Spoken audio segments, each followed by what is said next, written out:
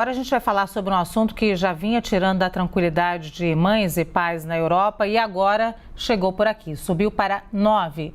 O número de casos suspeitos de hepatite aguda infantil de origem desconhecida aqui no Brasil. O monitoramento tem sido feito pelo Ministério da Saúde. A gente reforça que em abril a OMS emitiu um alerta depois de casos da doença serem registrados no Reino Unido.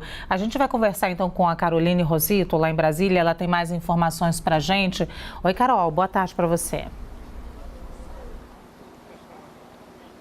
Oi, Luciana, boa tarde para você, boa tarde a todos. Olha, desses 9 casos suspeitos de hepatite grave, de origem desconhecida, ainda em crianças, aqui no Brasil, um está no estado de São Paulo, um também no Espírito Santo, 3 estão no Paraná e 4 casos suspeitos no Rio de Janeiro. Entre esses casos, inclusive lá no Rio, o Ministério da Saúde investiga a causa da morte de um bebê de 8 meses que faleceu em Maricá, na região metropolitana. No dia 15 de abril, a Organização Mundial da Saúde soltou esse alerta, então, para outros países, depois que muitos casos foram registrados no Reino Unido.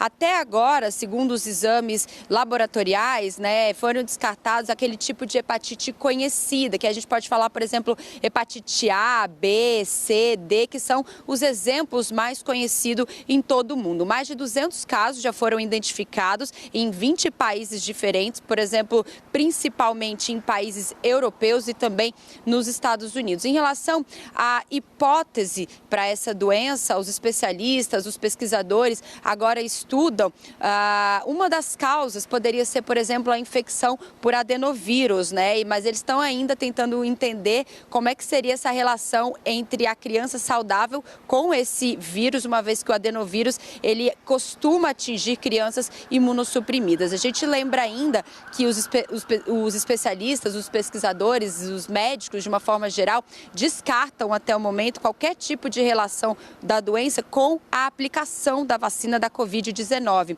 A OMS, no entanto, Luciana, segue investigando uma possibilidade para que isso tenha acontecido pela infecção da Covid, mas não pela doença. Por isso a gente segue acompanhando, monitorando também essa questão aqui no Brasil e alerta, o Ministério da Saúde reforça para que os pais fiquem atentos aos sintomas, às suspeitas dessa doença nos filhos e qualquer suspeita ou sintoma, claro, levar a criança imediatamente para um atendimento médico, por um posto de saúde, também a avisar, a fazer a notificação correta desse caso. A gente segue acompanhando aqui de Brasília, até a expectativa para uma nova informação, um novo balanço que deve ser divulgado ainda hoje, nessa segunda, pelo Ministério da Saúde. Eu volto com vocês.